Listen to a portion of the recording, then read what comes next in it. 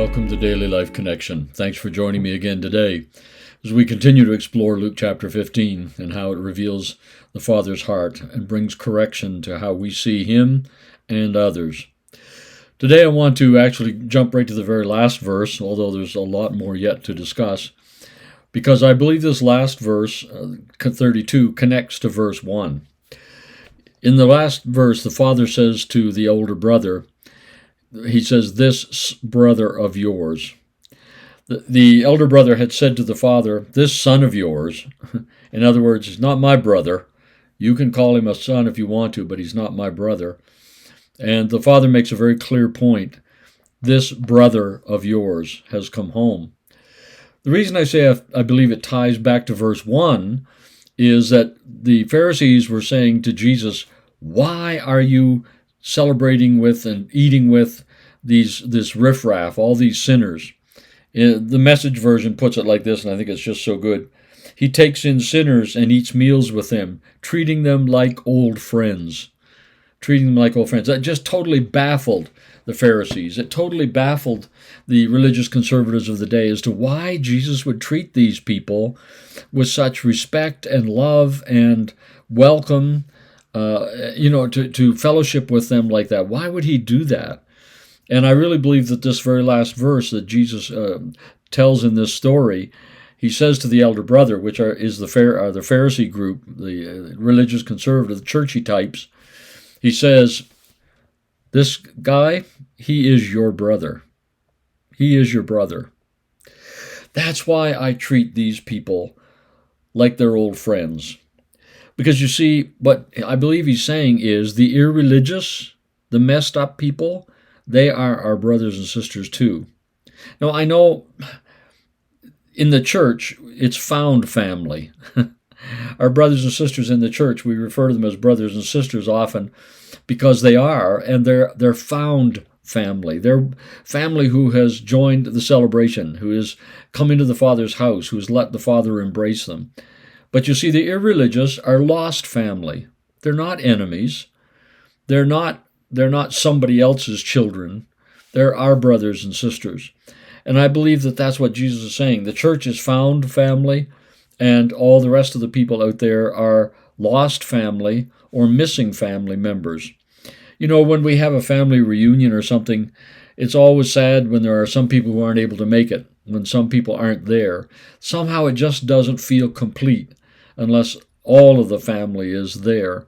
And, that's exactly what Jesus is saying. He's saying, I treat these people like this. I welcome them. I treat them like old friends because they are my family. And I miss them. I want to spend time with them. Let's go back in Luke 15 to the sheep story. It says, when the shepherd had found his sheep, just because the sheep had wandered off and gotten lost, it was still his sheep. So he would say to the other sheep in the pen, I'm going after one of your brothers. I'm going out after one of your brothers who's lost. Or the lady with the coins, it said she lost her coin. It belonged to her. And so the shepherd had 99 found sheep, and he had one missing sheep. The lady had 10 or 9 found coins, and she had one lost coin. This father had 2 lost sons, and he wants them to know that they are both brothers, even though they seem to be on very opposite ends of the spectrum. One religious, one irreligious, one obedient, one disobedient, one serving, one doing nothing on the farm at all, running away from all responsibility. But Jesus is saying to them, I want you to know that this is your brother. You see, I think the elder brother, he didn't really care that his brother was missing. He wasn't really upset by that. There was nothing in him that was glad that his brother was home again. In fact, he was resentful that the kid had come home and that the father had treated him like he did.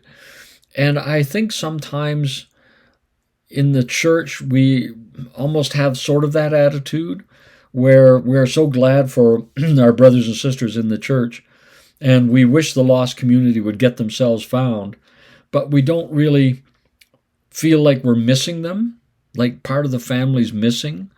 They're lost people out there, and we'd like them to come and join up, but until they do, they're not one of us anyway.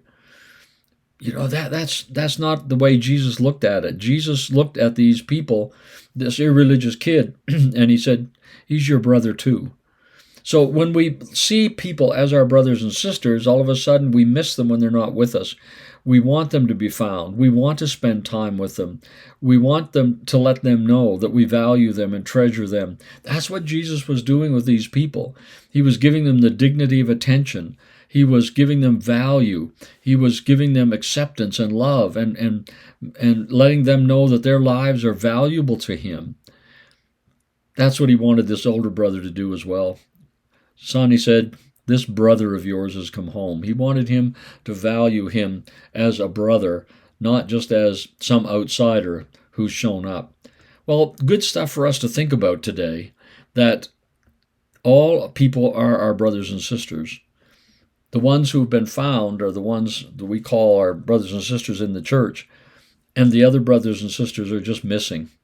They're missing. Family is missing, which is what motivates us to want to share the good news with them, that they are welcome at the Father's table. And so let's think about that today. Pray about it. See what God would like us to do about it. If it needs to change the way we think about people, then so be it. Holy Spirit, give us, or let us be free to let you do that in our lives. Well, we'll talk again tomorrow. God bless.